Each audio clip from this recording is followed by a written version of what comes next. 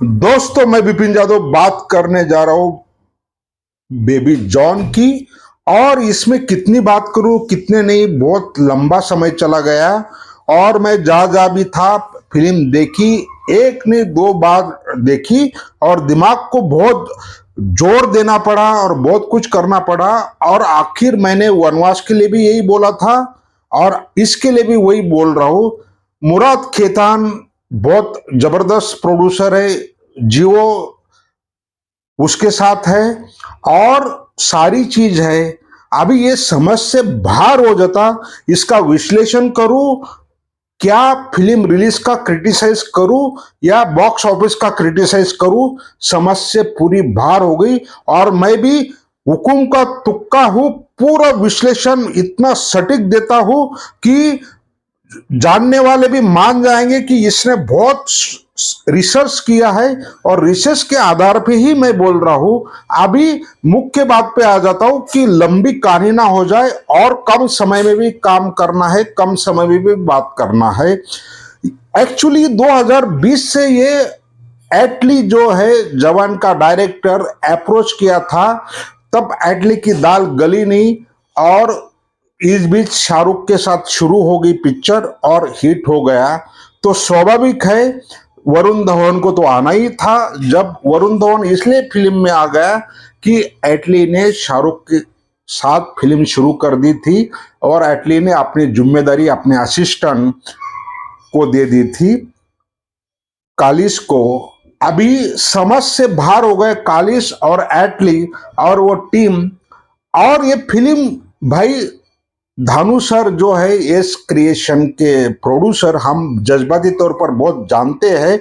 और we creation तुपाकी से मैं उनको जानता हूं, हमारे टीम मेंबर भी जानते हैं, उसमें एक जयराज सर करके है। तो ये फिल्म थेरी करके वो अगर रिलीज हो गई 2016 में, यूट्यूब में सब लोगों ने देख ली।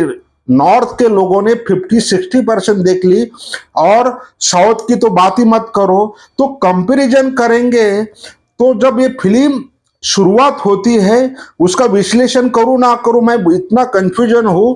क्योंकि थेरी मैंने पहले ही देख ली थी 10 दिन पहले, जब मेरा सिनेमा मतलब फोटोग्राफर गया था इवेंट कवर करने के लिए। उसने बोला सर मैं ये वीडियो भेज रहा हूँ। तो तब मुझे पता चला 10-15 दिन पहले कि बेबी जॉन करके कोई फिल्म भी आ रही है। तो उससे पूछा, मैंने पूरा बैकग्राउंड देखा। फिर ये फिल्म तो थेरी की ही एडॉप्शन है। तो मैंने वो देखा और कंपेयर तो स्वाभाविक है, मैंने जब ट्रेलर भी देख लिया समझ में आ गया था। वरुण धवन जितना जज्बाती एक्टर है, उसके पिताजी डेविड धवन, भाई रोहित धवन, पिताजी तो कॉमेडी के किंग थे। उसके हाथ बहुत लंबे थे कॉमेडी में, और उतनी ही एक्टिंग में वरुण धवन के हाथ बहुत पीछे है। क्योंकि बार बार क्यों चिल्लाते हैं भाई, 40 मिनट तक तो कालिस को पता नहीं चला कि मैं क्या कर रहा हूं, भागे जा रहा है। बाद में ऐसा सो गया, जवान रिलीज हो गई होगी तो उसने एटली के साथ कुछ बात किया होगा, समझ से बाहर हो जाती है। वो तो खुद ही प्रोड्यूसर है, एटली भी प्रोड्यूसर है और एटली का ही असिस्टेंट कालिस है। तो वो समझ से बाहर हो गया। वो लास्ट तक इस उलझन में रहे, ये फिल्म किस तरह से बनाया जाए, साउथ की बनाया जाए या हिंदी में बनाया जाए, नॉर्थ में बनाया जाए या इसमें बनाया जाए। वो पूरा 40 मिनट का कंफ्यूजन लास्ट तक रहता है। और हम एक फिल्म थी अमिताभ बच्चन रजनीकांत गोविंदा की, उसी के आधार पर थे। ये सूखी जिंदगी जीना चाहता था।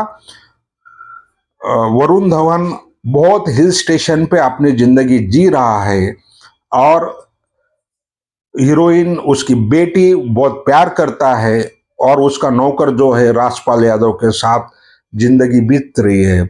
लेकिन पास्ट खुलता है और खुलते खुलते कहानी बहुत उलझती है। और ये समझ नहीं आता है कि वामिका क्यों आ जाती है, ट्विस्ट में उसको क्यों प्यार हो जाता है और इतनी फास्ट कटिंग हो जाती है। ऐसा लगता है रोहित शेट्टी भी कॉपी करता है, लेकिन वो हिंदी वर्जन के हिसाब से करता है। ये बात एटली और उसका असिस्टेंट कॉलेज भूल गए, वो ज्यादातर वो साउथ के चक्कर में रह के फिल्म ना साउथ की बन पाई ना नॉर्थ की बन पाई। और आज के मैं बॉक्स ऑफिस रिपोर्ट बता रहा हूं, चप्पा चप्पा छान कर बड़ा मौका था वरुण धवन को, लेकिन उसका मौके का फायदा नहीं उठा पाया। क्यों?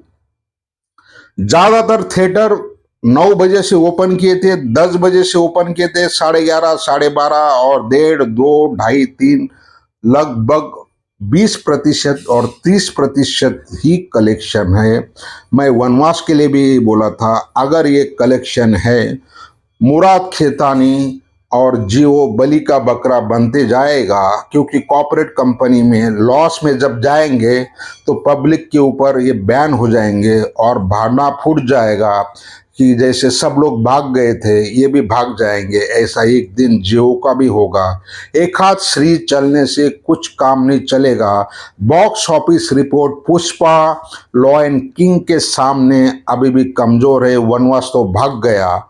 तो ये कहने का मतलब मुख्य धारा की बात बता रहा हूं, विश्लेषण की बात बता रहा हूं, बॉक्स ऑफिस की बात बता रहा हूं और कहानी का निचोड़ भी बता रहा हूं।